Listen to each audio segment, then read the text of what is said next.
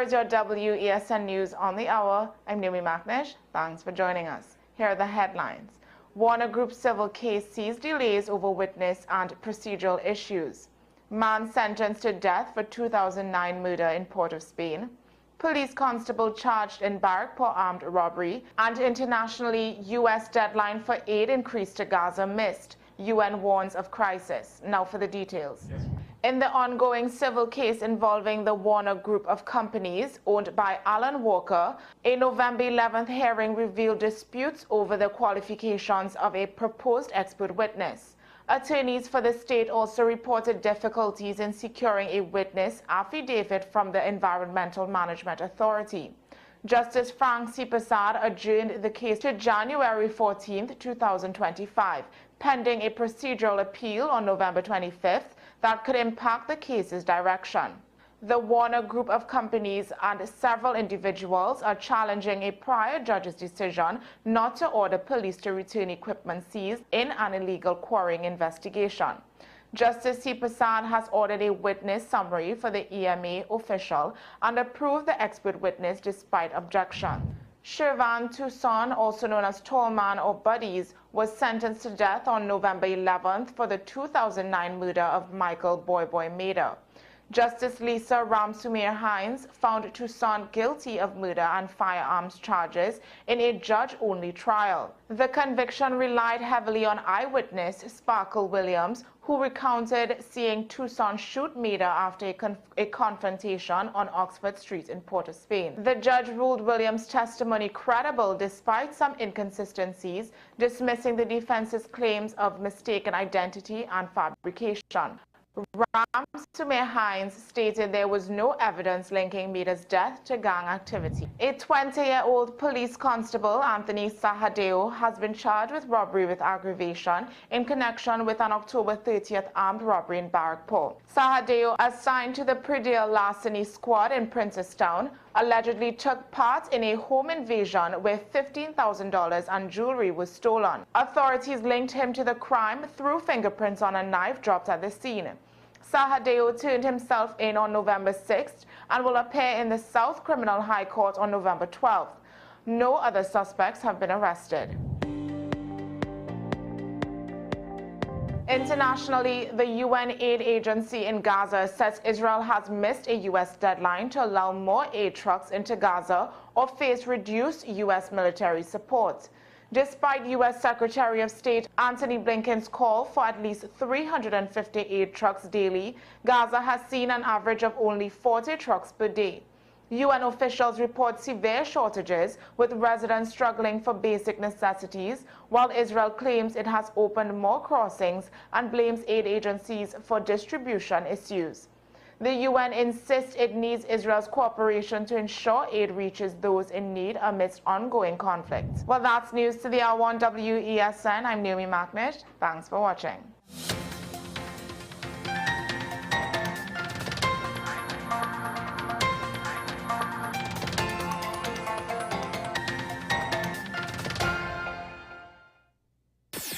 WESN.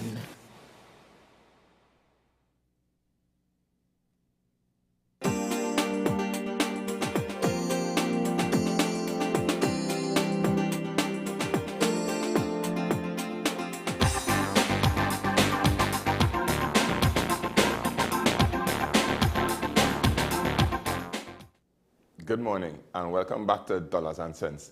Now, on this episode in particular, I'll be talking about business insurance. And business insurance is an area or a topic that I take very seriously, and I think a lot of business people in Trinidad and Tobago, small business owners, don't see the importance in it. And to help support this conversation, I have a guest with me here, Mr. Amit Das, right? He is a chartered accountant. Now, I'll let you do the introduction for yourself. Morning, everyone. My name is Amit Das. I'm a chartered accountant with the Institute of Chartered Accountants of Trinidad and Tobago. I've been working full-time in the industry since 2010, and I am a partner with Sinan & Das and Associates, and we deal with SMEs all the way up to oil and gas companies. Okay, good. So this conversation will be tailored primarily surrounding around SMEs, right? And because the larger companies, the structures is much different. Yeah. So this is really for the small to medium-sized enterprise, where it's either the owner-operator business or a little bit larger to that extent, right? Now, before we get into the talking points that I have here, what are some of the major issues you would say that you would have noticed in dealing with SMEs in the area of, let's say, business insurance? Well, I think the big issue is people don't have insurance, right? They don't have coverage to cover loss of property, plant, and equipment. Most SMEs, they tend to take insurance for the vehicle because they have to. And that's about it. It's only most SMEs only take insurance when they have to, or if something goes wrong. A lot of SMEs wouldn't even have public liability, right? So if a customer comes and damages herself on the compound, is the business owner to see the problem with? Out of pocket. Yeah. So that's a good segue into the first point here, right? Now, business insurance as a safety net is really just more than just protection. It's about safeguarding your income, and it's a way to secure the revenue streams today to ensure stability for tomorrow. Coverage can include property and liability, even risk related to key person, right? Now, having the safety net always allows the business owner to focus on growth without constantly worrying about potential setbacks and impacting their profits. Now, in reading this here, there's some notes that I put together for the program, and I realized that a lot of people don't see the value in this until it's too late, like I have just stated. And it's not, for want of a better word, they don't take the time to sit down and take the risk associated with having the business seriously enough until it starts to affect the bottom line. So let's say, for example, you on a work site, you want one of your clients, or let's say a member of the public comes to your workplace and they happen to slip and fall, for want of a better word. I know somebody right now, he would have had a case that's currently within a matter before the courts. He would have gotten injured by walking into a guttering, right? Now, he's a little bit tall, and he would have, the guttering was below, let's say, like about 6 feet. He's a little above 6 feet, right? So he hit his head and he injured his neck, right? And right now, it's a big matter before the court. Now, if it had, in a case like that, the public liability insurance would be able to cover a certain portion of the expenses that he would have had to incur in a situation, right? But, you know, when they go to court, sometimes the court could charge the business owner way more. Of course, yeah. All right? So that's one. The other area is the role of insurance in protecting the business financial stability during a crisis. So, for example, let's say, how I could explain this, boy, in a simple way. Same scenario. The insurance would be a pool of money that you could pull from in the event that either a member of staff or a member of the public becomes injured. So from your experience, right, what is a scenario that you could draw on that you would have said that a person would have not had adequate coverage and it affected the business in a real negative way in relation to their bottom line? No, well, I think the easiest example I could give is a manufacturing company in Trinidad and Tobago. They had a member of staff damage through the production process, right? I don't want to get into too much detail. Of course. And quite frankly, they did not have the public liability or any liability, any sort of coverage with regards to their employees. That would be workman's compensation. Yeah, workman's compensation. Yeah. Now, the standard practice in Trinidad is, well, go by NIS, NIS can pay you for, but NIS is only cover so much, right? And in this case, the person lost use of one of their hands, right? And he ended up suing the company, right? Now, unfortunately, typical Trinidadian mentality, nah, that go blow over, okay, when that case going on call. But for whatever reason, it came up rather quickly. And the company lost in excess of $200,000 just on that case, right? Now, $200,000 is a significant sum of money for any person, right? Yeah. So without any sort of coverage, people can be held liable. You might think, and most people generally think they are in the right. I don't know if that's human mentality or what, but most people generally, nah, that's that person's own fault. But you as a business person, you need to realize you have a higher level of responsibility, not just to your customers, but to your employees as well. You cannot, an employee cannot fall down or damage yourself on your job, and then you just leave them out to dry. Now, you made a statement there in terms of the manufacturing company, and I want to add a little bit to it, because there's not only public liability, workmen's compensation, there's also something called product liability. So with product liability coverage, so let's say in your example, you're looking at the manufacturing company. So let's say this company manufacturing punch, right? CMOS punch, right? CMOS, beetroot, them kind of things. Right. And you come and drink this product that they have and you get sick. And you could prove that your sickness is as a direct result based on the medical records from the punch that they would have produced. So it's either something to do with their supply chain process or their manufacturing process, but you decided to take a legal action against the company. Product liability insurance is what would help the company to protect against that liability in that institution. That's a situation. Because it would cover more than just defective product. For example, like restaurants. If they serve somebody who has an allergy, yes, and that person suffers an allergic reaction, they end up in the hospital.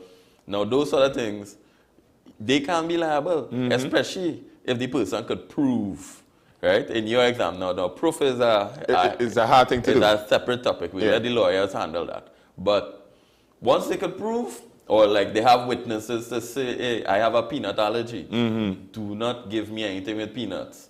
And they get it, they have a case. I mean, we're more accustomed to the US and the UK. Yes. But if that was in the US, no, you trip on the sidewalk and it's a case in the US, right? Correct. Far less but Trinidad, we just have the belief nothing bad can happen. We don't have a culture where we would usually take a company to court. Correct. We don't have that culture here in Trinidad. Correct. And knowing this culture, it makes a lot of business owners very lackadaisical. Correct. But what I like to tell people now is it have a lot of young lawyers. Yes. It have a lot of lawyers just looking for work. And that's the problem. Correct. So they're looking for work and they're willing to take up a lot of cases where in the past people would not have even... Correct. And some of these lawyers, because I have friends that did ILLB as well. Right. And some of them might take the case, don't take no money up front and submit just costs at the end of the day. Yeah. So because a lot of them, they want their name in the papers. And we in Trinidad need to realize we're not operating in the 1980s again. Correct. You cannot operate like that again. You have a responsibility. So let's take a little shift into another area, which is keyman insurance, right? Now, I like to, in this topic in particular, I want to give a brief explanation so you can have a understanding of what this is, and then we will go into some talking points in it. So every business has key individuals who are critical to the operation. Keyman insurance is a policy covering these essential people. If a key person, such as a founder or top executive, can no longer work due to illness or other reasons, this insurance provides the business with a financial cushion. This allows the company to adjust and cover costs associated with replacing the individual, helping maintain revenue stability during the transition, right? Now, for a good example, what they say, so let's say you are in the situation of the manufacturing company, and the owner or the founder is the key person who is really instrumental in helping the business go along, right? He is a person who can't stay away from the business too long because he is really the key person. In this situation, if it is he develops a critical illness, right? And he does not have personal critical illness insurance, Right. that would be a significant strain on the business because he will then now have to pull funds from the business in Yeah. order to see about his medical expenses. Right. Have you experienced a situation like that in the past? Yeah, and businesses fall because of it, right? People, I mean, cancer is quite common. So there was a case where I knew somebody, they had cancer, and they essentially pulled all the funds out of the company in order to deal with their illness. Now, I'm not saying not to do something like that. Obviously, people need to worry about their health, right? But at the end of the day, even when they dealt with their issue, there was no company again, right? They literally had to start over from scratch in a case like that. And the thing is, with regards to Keyman Insurance, depending on the type of business, it would be relevant. But Keyman Insurance tends to help some of the businesses because it's a deductible expense. So it's not to say if you pay it, you don't get nothing in return. At least you will pay a little less tax at the end of the day. And you can get a benefit from it. But without it, a business can fall, especially a SME. A larger company, not so much, but an SME for sure. So with Keyman Insurance, right, Keyman Insurance predominantly falls within critical illness coverage and then life insurance coverage. And then with the type of life insurance coverage you would use, it could either be term, whole life, or any other type of life insurance policy. Let's say like a term, whole life, or an endowment, right? Now, in terms of the tax implications on a Keyman policy, based on how a Keyman policy is structured, the premiums are 100% tax deductible. Right. Right? Yeah, now, in terms of, let's say, there are some types of policies that you could use, like a term policy, whereby when the proceeds comes back into the business in the event of the death of the business owner, the proceeds could be used to either train a new hire or help sustain the business in the transition between hiring the new person, because in most cases, the business owner never takes the actual salary that he is actually owed.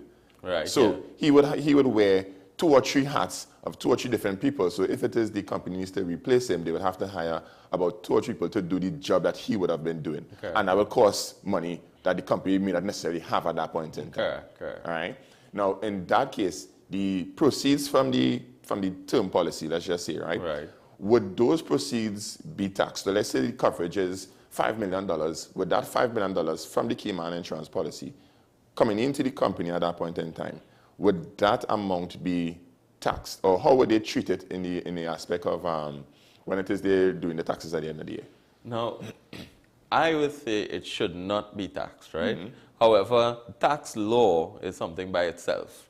And until a case comes before the actual tax appeal board, we wouldn't be sure on what the final or what the precedent would be, right? I did do some research and I didn't see any cases specific to Keyman Insurance. Right.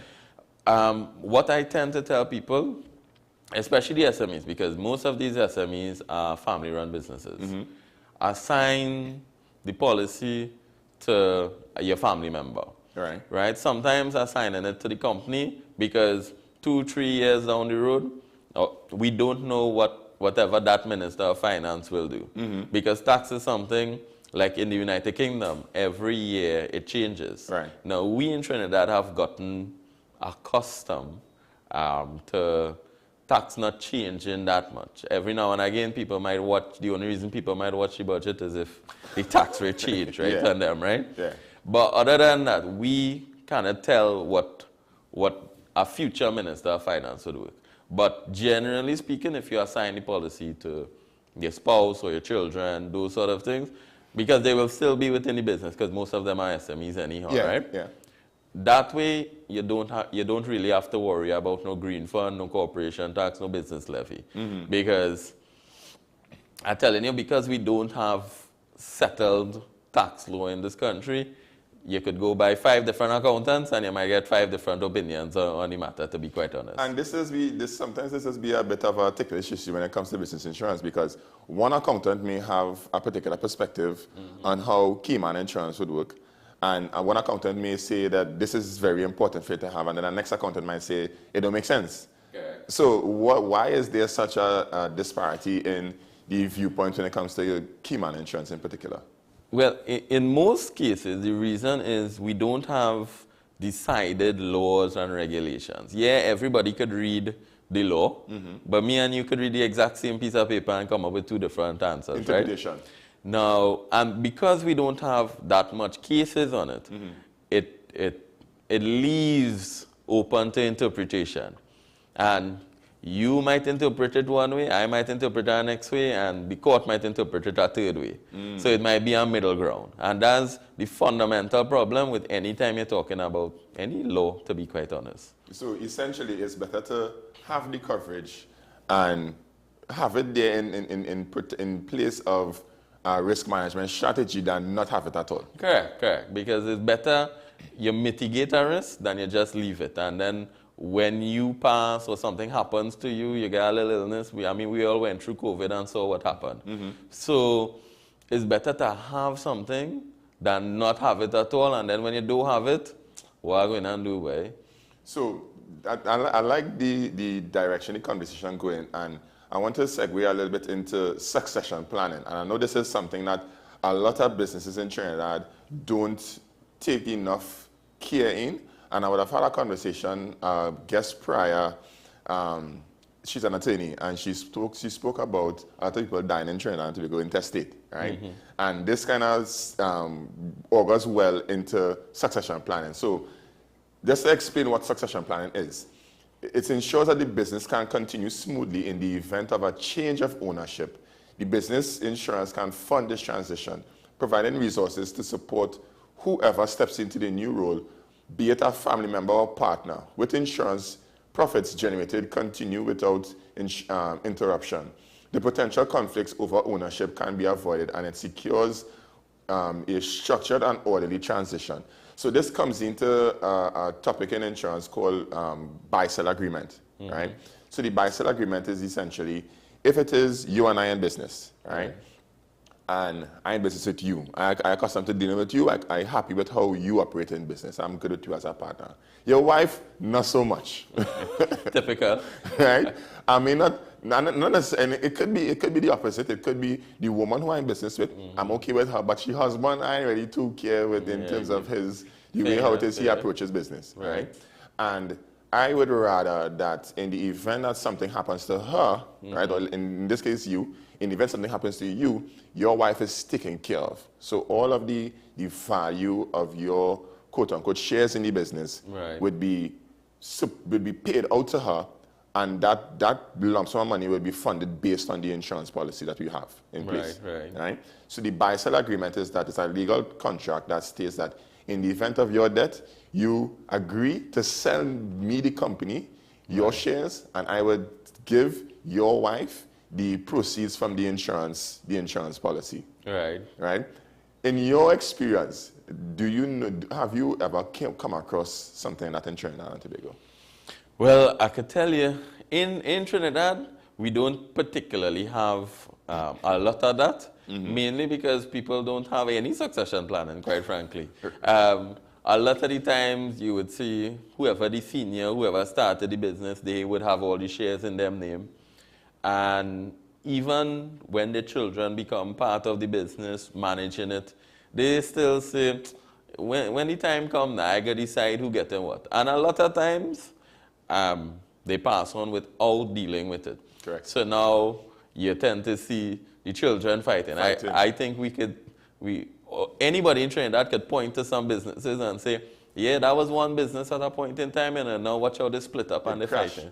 Correct. A lot of businesses split because the shares are not dealt with properly. And even right now, like with Ministry of Legal Affairs, they are going through a lot of changes. So even if, like we say, somebody was to die today and you wanted to do your share transfer, get your documents done, right now we're not even sure if we could file all the relevant documents.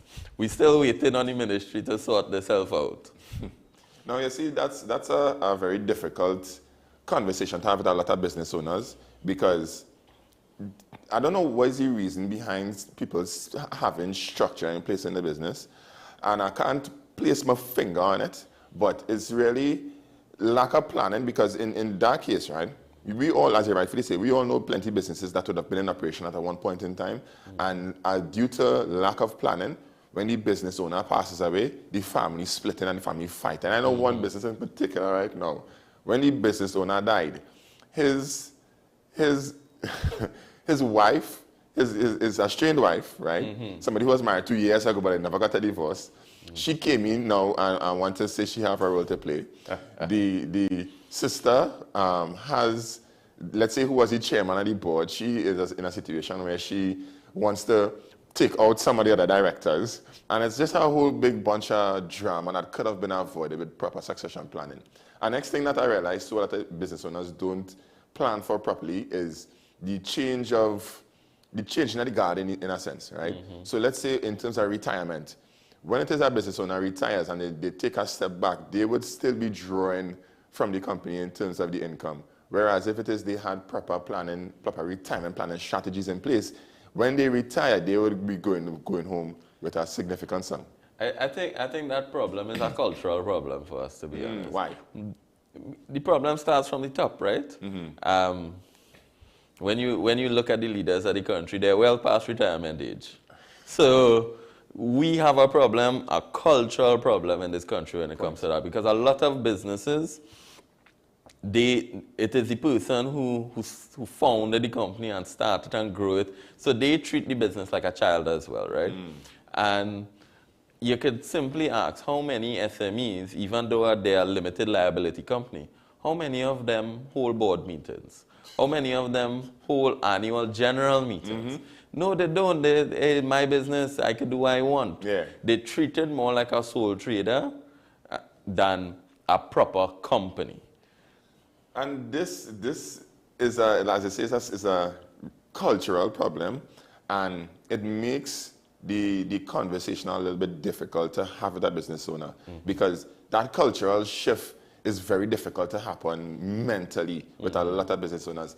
Now, I would say the younger business owners coming up, they tend to be a little bit more open-minded in terms of having the conversation, but it's still an uphill battle for professionals like us. It's a battle, because from the time you tell a business owner, well, start putting things in place, go and do a will, the very first thing they tell me, oh God, you're trying to kill me now.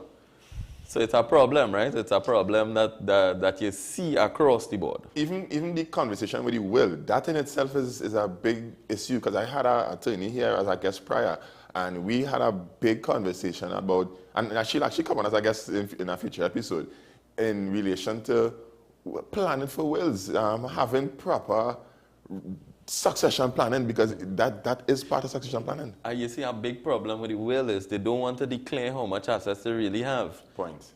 Because in a will, you're supposed to say, okay, I have bank accounts here, I have this property here. No, how much of them? They don't want nobody to know that. And that in itself creates many problems in terms of accounting. It creates many problems in terms of proper strategic planning, in terms of insurance, because it's really difficult to analyze and identify the accurate amount of coverage that a person needs in terms from not only the business side, but the personal side as well too. So when the business owner dies, it's not necessarily that the family of the business owner who depends on him is going to get money per se, because when the new management come into play and they don't necessarily... So sometimes it's even worse than that. So like I knew a person, he ran a successful retail business, he passed, and when his children came in, they trying to get everything in order, and it's only when the bank called, they say, hey, you didn't make this payment on a credit card. They didn't know about this. He had an entire banking relationship, millions of dollars in a bank, that they didn't even know nothing about. This is a conversation that we could sit down here and talk at length, but Mr. Dasai, I really do appreciate taking your time to have this discussion with me and really draw light to this topic. And I think this is a nice opening for us to have a shift in perspective as it relates to planning, and planning not only in terms of your business, but planning in terms of your family and your future and your children moving forward. This has been an episode of Dollars and Cents, where we make your dollars make sense and help provide strategies for you that could help boost your bottom line. Until the next episode, thanks for watching.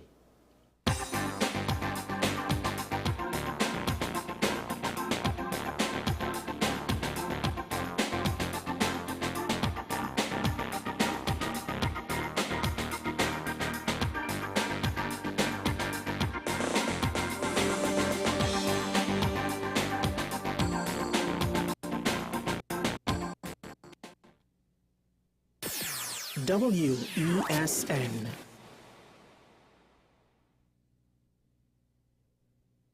My name is Dr. Stephen Carroll, the CEO at Community Hospital of Seventh-day Adventist, and we are committed to making good private healthcare affordable. For all your medical needs, including dental, radiology, laparoscopy, behavioral and mental health, along with many other services, contact us for more information at 235-5479. Community Hospital of Seventh-day Adventist, where good private health care is affordable.